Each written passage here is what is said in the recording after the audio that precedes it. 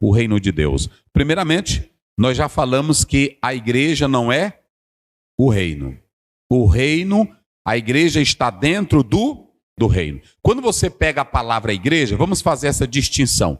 A diferença entre reino e igreja. Vamos começar. A igreja, ela tem dois sentidos, essa palavra igreja. Ela pode falar de um espaço físico, não é isso? Pode falar de um espaço físico. A igreja pode falar dos cristãos, ok? Reunidos, ou uma comunidade que dá testemunho da fé. Esse é o significado da palavra igreja. A igreja, ela pode estar em um espaço geográfico, ok? Em um espaço geográfico, que é um templo, que é um local físico, como nós estamos pontuando. Essa é a palavra ou o significado da palavra igreja. Quando nós vamos para a palavra reino, essa palavra reino, ela dá a ideia de poder, ela dá a ideia de domínio, ela dá a ideia de um poder político. Isso no secular. Mas nós falamos agora há pouco que basileia é uma palavra grega que aponta para o reino como a soberania de Deus, o governo de Deus. O reino, um dia desse eu expliquei isso aqui. Eu dei aqui um exemplo, veja bem. Aqui está o reino. O reino é geral, não é isso? O reino abrange tudo. E aqui, dentro do reino, pode ficar quem? A igreja. Porque quando você analisa, o reino é o todo. O reino é universal. O reino tem amplitude. E a igreja está dentro do reino. Quando Jesus disse: é chegado a vós o reino de Deus, não tinha mais espaço para Satanás, para poder de demônio, para poder das trevas. Toda a profecia do Velho Testamento se cumpriu nele, porque a soberania de Deus, o domínio de Deus, estava fazendo aquela coisa.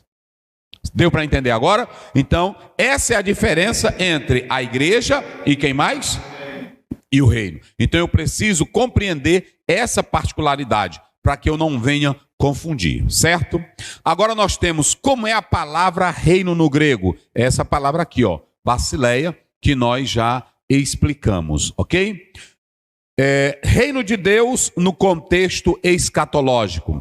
Vamos analisar o seguinte: quando nós atentamos para essa expressão aí, do reino de Deus no contexto escatológico, nós temos três coisas. A primeira que eu quero pontuar, fala do cumprimento final da soberania de Deus. Por exemplo, o mundo parece sem controle, sim ou não? O mundo parece sem domínio, sim ou não? O mundo parece como um trem que perdeu o seu controle no seu trilho. Ou seja, se ele perdeu o controle no seu trilho, esse trem não tem controle. A gente, quando olhou aí para a pandemia, ficou pensando: cadê Deus? Deus não está no controle? Deixa eu dizer uma coisa para vocês aqui. O mundo não está sem tudo que está acontecendo. Deus sabe ou não sabe? Tudo que está acontecendo está no controle de Deus ou não? Mas ele dá a oportunidade para o homem fazer as suas escolhas. O que o homem está fazendo? Há males no mundo que não veio de Deus. É criado por quem? Pelo próprio homem. O homem cria o seu próprio inferno com as suas escolhas, com as suas maldades, com a sua sede de poder. Agora, deixa eu dizer uma coisa para vocês aqui nesta noite. Deus, ele está no controle de tudo. E quando a gente atenta para o reino de Deus no contexto escatológico, essa palavra aqui, doutrina das últimas coisas, ela envolve que, na verdade, quando a gente atenta para isso, é que o final da história, quem é que vai dar o enredo final de tudo? É o próprio Deus. Quando a gente vai para o livro de Apocalipse, não é para gerar medo, nem pavor, nem tristeza no crente. É para entender, cada irmão, quando lê Apocalipse, que o mundo está no controle e que no final de tudo, quem é que vai botar ordem na casa? É Deus. Ele é quem está no controle, ele é quem domina, ele é quem dirige. Então, quando você estuda o reino dentro dessa perspectiva escatológica, está apontando para o final dos tempos, que Deus assumirá o controle de tudo, e ele vai implantar o reino dele, ele vai implantar a eternidade dele, e os santos irão habitar para sempre com o... Essa é a primeira perspectiva. A segunda é que dentro do reino, o Senhor Deus vai trazer o juízo final. Todos sabem, quando você lê João 11, uma das irmãs disse a Jesus: meu irmão há de ressuscitar, mas na ressurreição do último dia. Ou seja, sempre isso esteve presente. A ideia do julgamento, a ideia do juízo final, sempre esteve na mente de todo ser humano. E todo homem sabe que um dia há de prestar contas com Deus.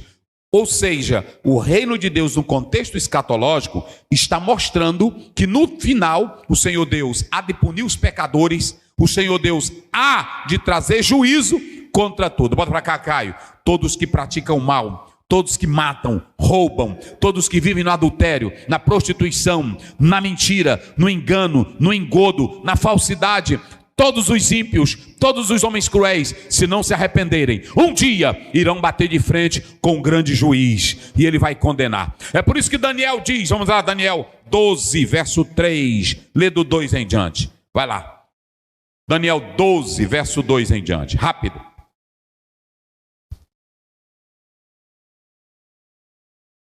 12:2.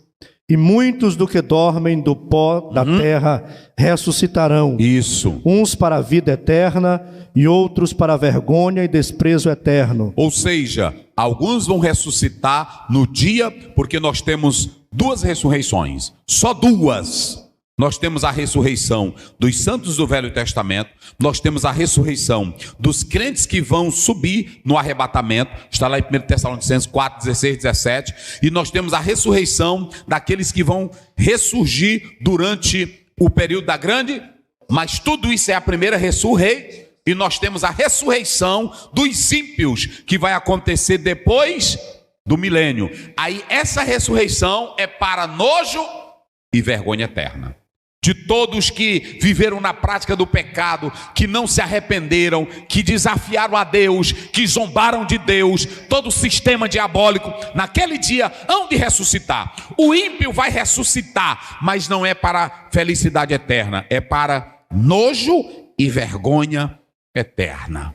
Então, você tem essa segunda característica da escatologia, do reino dentro da escatologia. E o terceiro ponto do reino dentro da escatologia é que no final, esse mundo poluído, esse mundo contaminado, esse mundo que sofre com a poluição, o Senhor Deus, assim como começou no Éden, Ele vai restaurar o paraíso perdido. Ele vai criar o quê?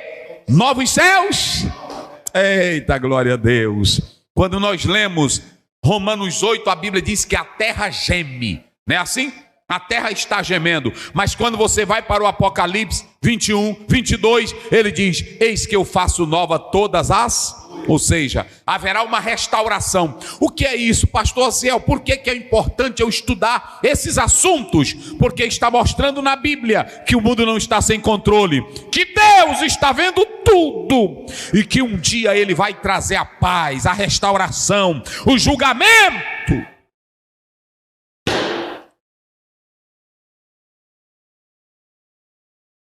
Você que mata, você que rouba, você que adultera, você que comete injustiça, se você não se arrepender, a Bíblia diz que um dia você vai se encontrar com o Senhor Jesus, e a ira do Todo-Poderoso irá acertar as contas contigo.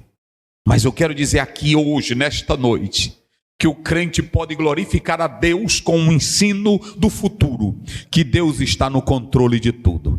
Sabe, a Bíblia diz uma coisa interessante, quando nós lemos 1 Tessalonicenses 5, verso 17. Quando você lê a palavra de Deus, a Bíblia ela diz, como é que diz aí? Olha o que diz. 5:17, orai sem cessar. Vai. Em tudo dai graças. 18, em tudo dai graças. Por quê? Esta é a vontade de Ele Deus. é soberano, quem manda é... Pronto, se morrer alguém na tua casa, faça o quê? Dê graças a... Porque quem é que está no controle? Se perder tudo, quem é que está no controle? Se parecer estranho, quem é que está no controle? Agora, quem vive no controle de Deus, nunca fica na desgraça. Quem vive no controle de Deus, na vontade de Deus, tem vitória. E não se desespera. É por isso que a Bíblia diz, em tudo dai... Porque esta é o quê? Se é a vontade de Deus, está falando da soberania de quem? Eu tenho que aceitar. Hoje, lamentavelmente, muitos crentes não compreendem essa doutrina bíblica e aí ficam desesperados. Hoje tem mais crente desesperado. Um dia desse eu vi uma pessoa dizendo assim: hoje tem muitos crentes que sofrem, são doentes, desesperados na igreja. Em parte eu concordo com ele, porque parece que eu não creio em Deus. Vocês já viram que tem crente que fica desesperado? E Jesus disse em Mateus 6, não andeis ansiosos por coisa. Como é que eu creio que Deus está no controle? Como é que eu digo que Deus é quem toma conta? Como é que eu digo que Deus é quem domina e eu não tenho controle? É por isso que Jó abriu a boca no 1, lá pelo 21, 19 em diante. Ele disse claramente: nu saí do ventre da minha mãe e nu eu voltarei. E o Senhor me deu, o Senhor tomou. Crê na soberania de Deus. Pode a casa pegar fogo, quem é que está no controle? Pode se acabar tudo, quem é que está no controle? Pronto, e se aquieta. Tem que ser que nem Noemi. Noemi chegou, ele disse: o Todo-Poderoso, ele me afligiu. Não é assim? Pronto, o próprio Jó vai dizer: ele cercou o meu caminho, ele atirou a flecha. E acabou-se a conversa. Quando um dos homens de Davi disse: Davi, eu vou pegar aqui a espada e vou dar contra esse cara que está te amaldiçoando. Ele disse: aquiete, porque Deus fez isso. Temos que viver a soberania de Deus. E quando eu oro dizendo: venha o teu, irmão, não faça essa oração não se tu não crê mesmo. Porque quando você diz: venha o teu reino, você tem que se aquietar, você tem que deixar nas mãos de... porque ele é soberano. Então, vocês observaram que o reino dentro da escatologia tem 3 perspectivas. Quais são as 3 que eu falei? Quem se lembra? Sim, olha, 3 perspectivas dentro do reino. A primeira é que ele está coordenando tudo e um dia haverá o juízo final. Não é assim? Ele é soberano. A segunda é que ele vai trazer renovação para os céus e para a terra. Então, se você analisar, você vai ver essa questão aí dentro. E a terceira coisa é que ele vai trazer o reino dele. Nós oramos sempre: venha o teu reino. Irmão, é gostoso a gente crer nisso. Então, vocês